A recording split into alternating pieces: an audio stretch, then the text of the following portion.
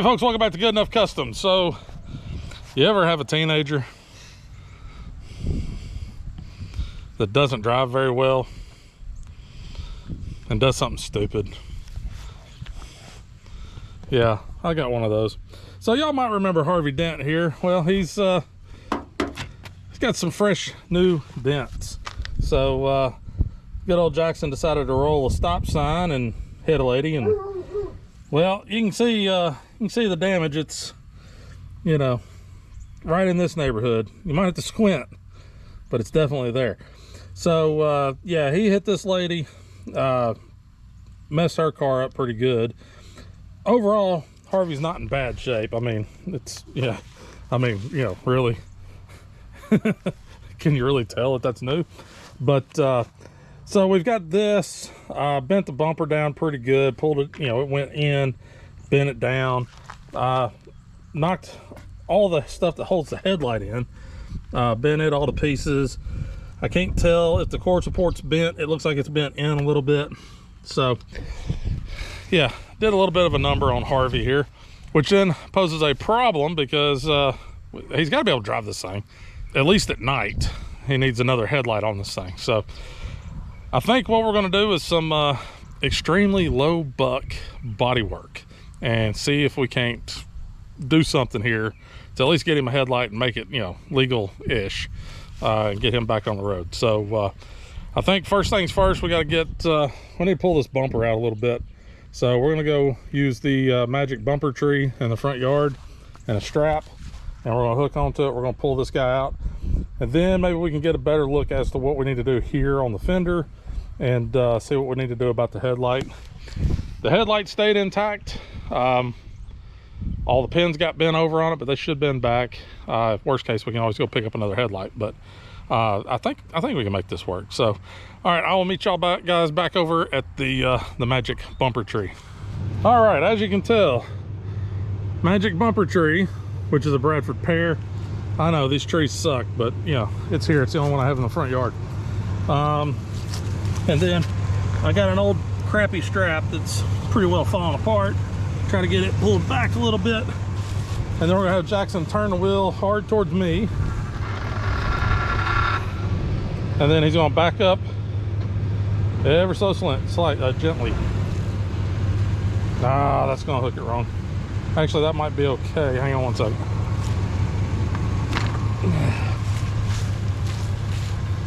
Yeah, back it up just a little bit. One more. All right, come forward a little bit.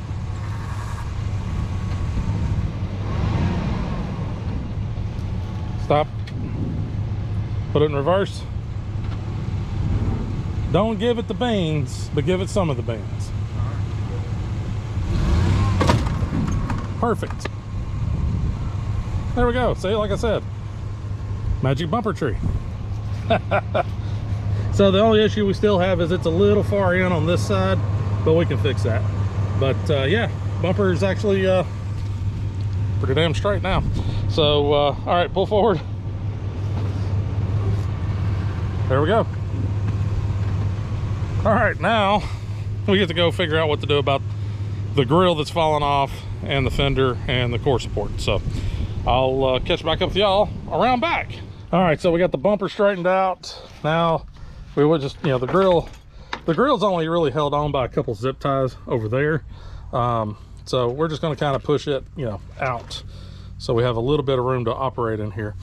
So looking at the fender, I'm not too worried about the dent. It adds character, but you know, it adds more to the name. So I'm not too terribly worried about the dent. Luckily though, looking at it, it doesn't look like it really got into the core support so much. Just kind of looking around at everything, it's actually pretty doggone straight. So we could probably set the headlight back in here, but like I said, it did mess up the headlight a little bit. Yeah, so I'm just gonna get a pair of pliers, bend this bracket back out, and then just bend the prongs back up and straighten them, and this headlight ought to be just fine. But yeah, we'll figure something out with this. But yeah, I'm not too terribly worried about the fender. If we are, I think what we'd probably end up doing is welding some tabs on, you know, grind off the paint, weld some tabs, and, you know, yank it out with a chain and something, or maybe a slide hammer or something. But I ain't too terribly worried about that. It's the core support was the part I was really concerned with. So we'll see if we can't figure out how to get that headlight sitting back in here. Our adjusters, we have one that kind of survived, no, it's broke. We might could get some new adjusters for it and make it work. I don't know. We'll see what we got. We'll see what we can work with here and, you know, make it work somehow. All right, let me go get something, straighten this mess out. Be right back. Got the headlight mounted in. The old adjuster was broke. We went to O'Reilly's and picked up some replacement ones, which they both immediately broke. High quality parts. So they're just kind of in there.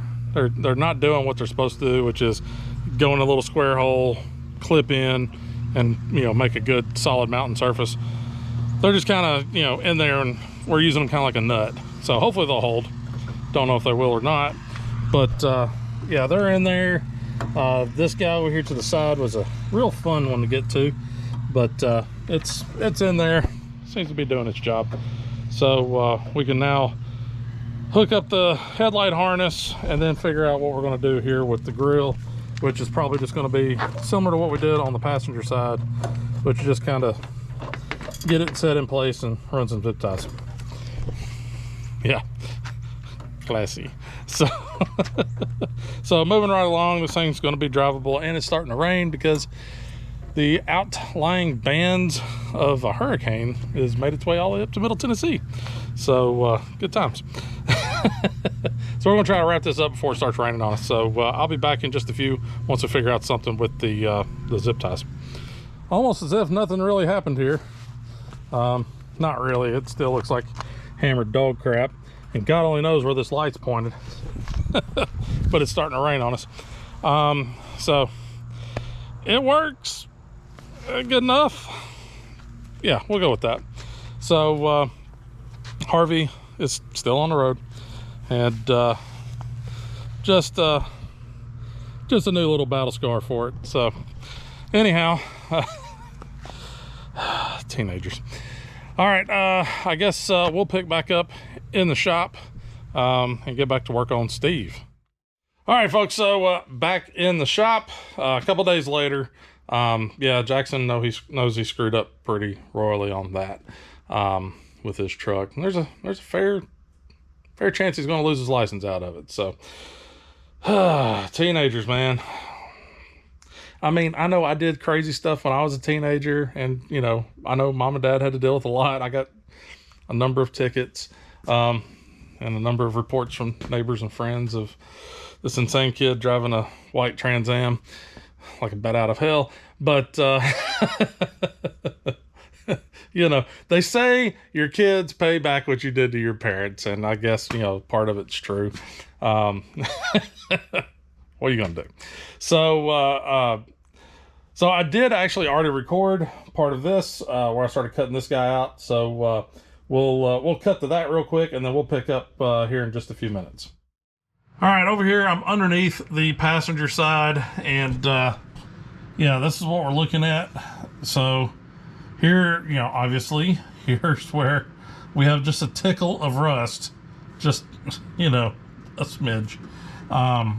So this part right here and about right here is where the rust kind of disappears. So we'll go just a little bit beyond that, but I figure we'll come up, you know, inch or two, and go ahead and zip this guy off back over to this neighborhood, and then just basically come straight down. If you notice right here, this piece actually kind of kicks back up and up underneath into here. But if you notice right here, the this piece of the floor basically flows right down to this spot, and then it kicks out. So I'm pretty solid up to this spot. So I think that'll be my cut line here, and I'll just cut, basically that'll give me a good reference point for where I need to cut on the patch panel too. So I can just cut up and over, and we'll get that piece out of here. The driver's side is pretty much identical. I mean, they both rusted very similar in this section. So, you know, I'm not going to bore y'all with looking at that side because it's the exact same thing. We're pretty doggone close. So let me get my eyes and my ears, and we'll get down here and we'll cut this guy out, and then we'll get the patch panel and get it cut out, and start working from there. So be right back. All right, here we go.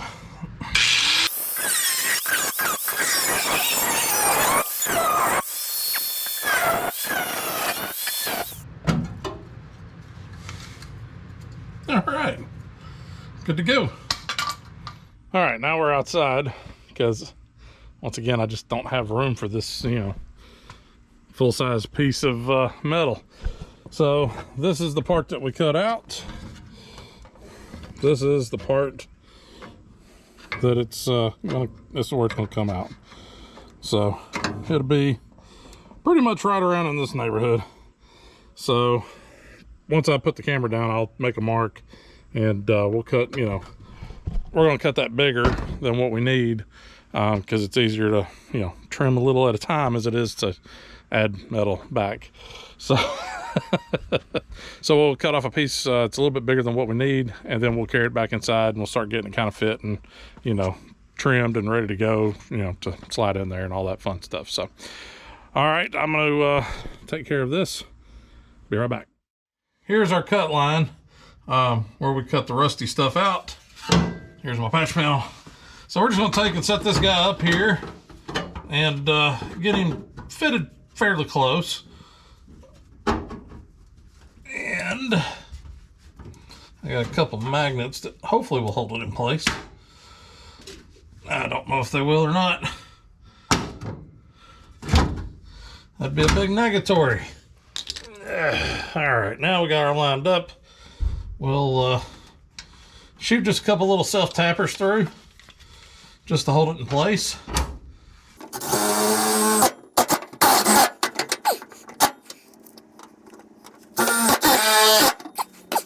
All right, self tappers are in, and then now we can go back and make a cut, you know, across both sides.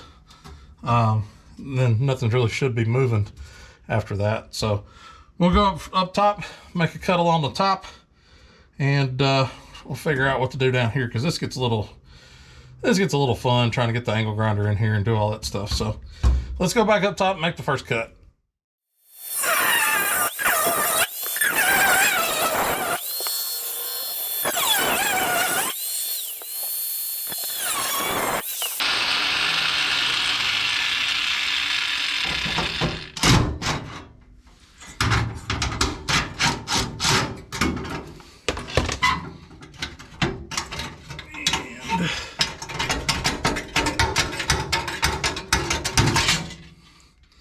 All right, now I'll just make the last little bit of cut right here, and we'll have a good patch panel, or close patch panel. Grinder got away from me again, so hopefully not too big a gap to weld up, but we'll figure it out. So we got everything cut and ready to fit. Let's see what we got. I'm just doing some test fitting up front, or up top, and I'm going to have a few little weird angles I'm going to have to deal with, but nothing should be too terrible. I may have a pretty good gap back here, though. That's one of the concerns. Yeah, I'm going to have a pretty good gap back there. That's all right. We can work with that. It's not the end of the world. So I went and grabbed bigger magnets, hoping that these guys will, you know, kind of help me get this thing in place and somewhat located where it needs to be. That way I can make this thing look as good as I can.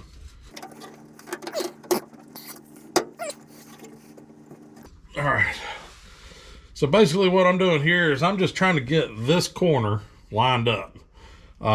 Just trying to get him as close as I can, but I'm also having to line up the bend up in here where this magnet is sitting. Trying to get that lined up on the 90 that sits up like this, and the other 90 that's coming down on the rocker. Really just need to get those lined up as close as I can. Because once those are lined up and that looks good, the rest of it I can make fit. So if I get that started, get a spot up here in this corner, get a spot down here in this corner, I can work the rest. Not too worried about back here where it's sitting in a little bit. The floor's got some little warbles to it, and this patch mount has a few little warbles to it as well. So I think it's pretty good right here. So yeah, I think I'm in pretty good shape right there. So I'm pretty sure I'm going to go ahead and put a tack up here on this top corner, and then we're going to check my depth versus the new floor pan. Check and make sure that we're good there, and just try to get a couple tacks in through here, just to kind of set where we're needing to go with the rest of it, and then we'll just kind of work it with the hammer if need be. So let me get the welder fired up, and I'm probably just going to weld it from the other side, because I hate welding above myself. So I'll at least get it tacked in on the other side, and we'll work it from there.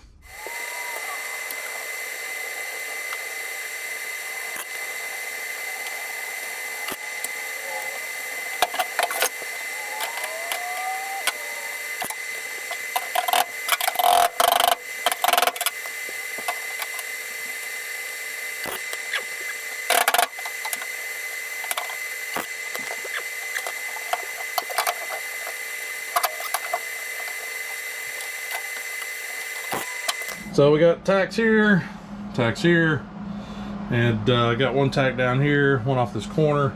The center, this right here is not going to be too bad. We'll have to hammer and dolly some of it to make sure it gets good and straight. That's a little bit of a gap, but that's okay. I have more metal somewhere that I can kind of just slide in there to use to bridge the gap. Same thing here, I got a little gap going on. I got some little pieces of metal I can drop in there and get that guy sorted out. But that's pretty well in place. Once I get this top side welded up, my knees don't like being on that ground like that too long, because old man things. But once I get that top side finished welding up, or mostly welded up, because that's going to take a while, trying to keep the heat out so we don't warp the crap out of it. Once that's all sorted out, down below on the inner rocker portion of it, that guy, then I'll start welding on that guy. That guy's not quite as important, just because it's not seen. So it's out of sight, out of mind. Yeah, it's not super important on that part, just because, like I said, it is out of sight, out of mind. Now we're not going to half-ass it. We're going to try to get it done right. So but all I got to do on that is the seam that goes down right there, get that welded in, and then just weld this guy up where he needs to be, and that part will be in there, and we'll be in pretty good shape. So I've got the exact same thing to do on the other side. It's cookie cutter. It's the exact same thing as what I did here. So I'm not gonna worry about filming that other side. I'm gonna go ahead and just kind of blast through this thing. Maybe I'll set the camera up if I can figure out a spot to put it where it's not in the way. And maybe we can film this, but if not, we'll just see you here in just a few minutes.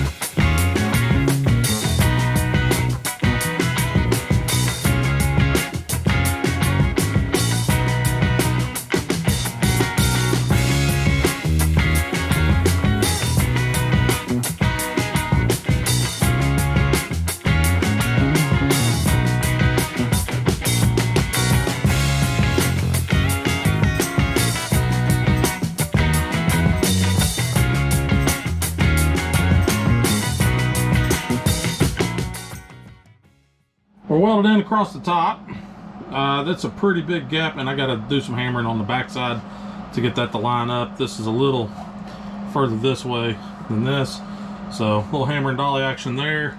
Back here, that's actually pretty straight.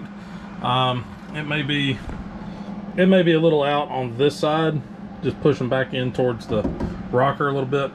But again, a little hammer work, but I got a pretty big gap there, so I gotta get that straightened out, one, and then two, get a little piece of metal stuck in there to help bridge those gaps. Yeah. So, and I was using the little air nozzle just to kind of quench it, cool it down a little quicker. I don't want to cool it down too fast because that's bad, but just a little easy blast of air on it. Not blast, I guess. Just a little bit more than a and just kind of, went over it, try to cool it down a little bit so I can move a little faster. Now on the backside, up underneath, I was coming up underneath here and blasting because there's still some stuff in there that catches fire, so I was trying to blow it out before it got out of hand. But yeah, moving along on this part, like I said, got a little bit of hammer and dolly work to do here on these edges, get them leveled out a little bit better. And then I've got some scrap metal actually right over there in front of the gas tank. I can cut some little pieces off of that and set that in here to help bridge my gap. And just about have this part done. So, all right, moving on.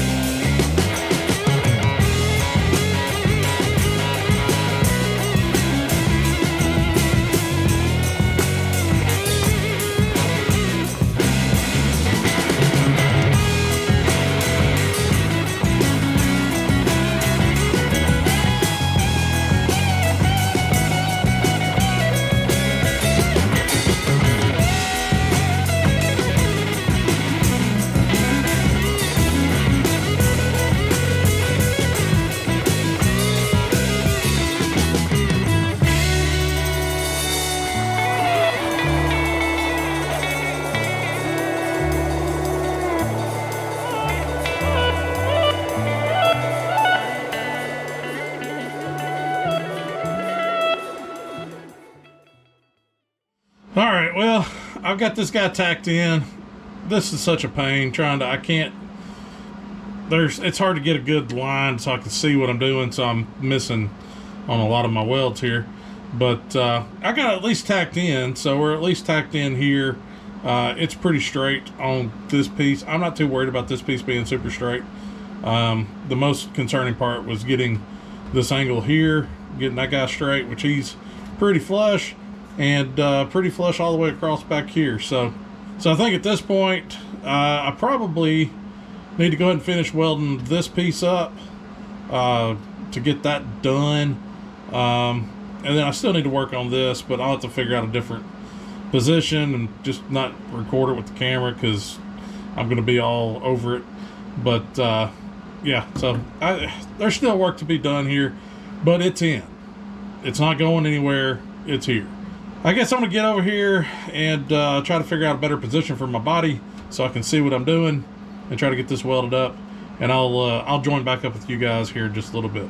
Also, little tip, if you got a little block, you know, luckily I just had this guy sitting up underneath the truck, which ends up being about perfect to rest my neck on, so I'm not sitting here holding my head up, straining my neck, trying to see what I'm doing. So yeah, keep you a little block around it. Like I said, I didn't plan on it, but hey, it worked out really well. All right, I'll be back. So with that part being done, for the most part, like I said, there's just the tiniest little area right there that's got to get welded up. With that all being squared up, only thing really left here to do is just clean up the welds, go back any little pinholes or any spots that I missed, which I see a little glint of light coming through down there. And then just go through and, you know, hit this stuff with the grinder, knock all these welds down, and start cleaning them up a little bit. I still have to do this exact same process on the driver's side. I'm not really looking forward to it, so I'm kind of looking for other things to do right now. So I think what I'm going to do, just to give myself a break from having to weld up and deal with that garbage, I think I'm just going to get the grinder out, clean up some of these welds, see what we need to do to clean some of this stuff up and make it look a little bit better. Then I can go over there and I can do that other side. I don't want to. But I can get over there and get that side done. Don't worry, I'm not going to film that. It's the exact same thing as what I did here. It's just basically mirror image. It's identical spot that was rotted out that needs to be replaced. So another thing we got to address is the this side of the truck looks like it sprung a little bit. So you can see my gap is, you know, a little over a finger width here. This should be pretty much all the way down. It might be, I don't know, it might be pretty close, but I think it's off by a little bit. So it's either that or I've got the floor shifted to the driver's side just a smidge, because over here on the driver's side we've got, it's a tight fit for the finger in there, but it is about a finger width. So I don't know, might be a little bit of adjustment needs to be done on that.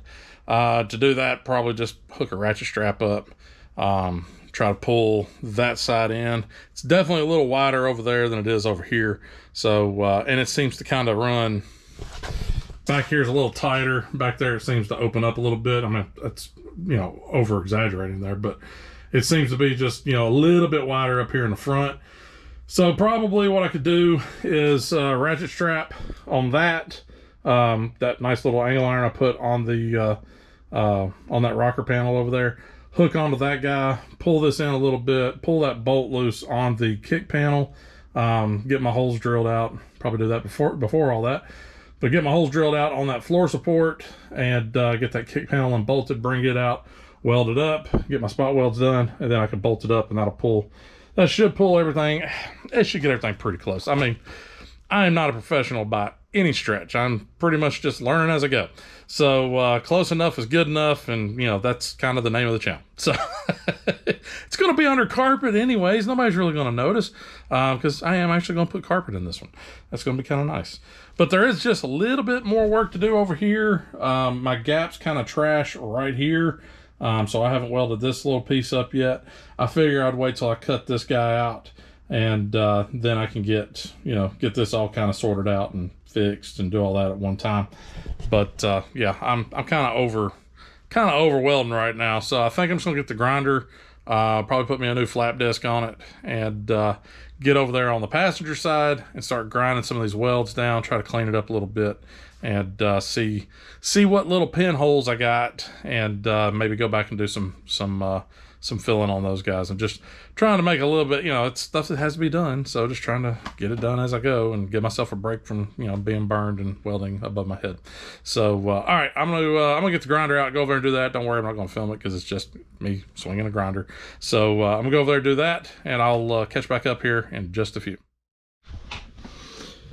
All right, got this guy ground down, try to smooth it out a little bit more. I got to do a little more hammer and dolly work on this guy. You can see where my darker areas are. Those are low spots. I still have, this is really thin right in here, so I've got to go back and put some more weld in this. But yeah, you can see my low spots. It's got a little, there was a little heat got in there. I got, it's a little wobbly right in this neighborhood. But this area right here is where I'm mostly concerned with trying to keep it nice and smooth and keep it from getting a bunch of heat in it, because this will be visible depending on the carpet, because I can't remember if the carpet actually covers this part. It might. If it does, it's not that big a deal. But until I get carpet, I kind of want to make this look as nice as possible. Not too worried about down through here. You can see, you know, it's got low spots in it. I had to fill in a couple holes here down through here. But this is going to get seam seal put on it anyway, so that's not that big a deal.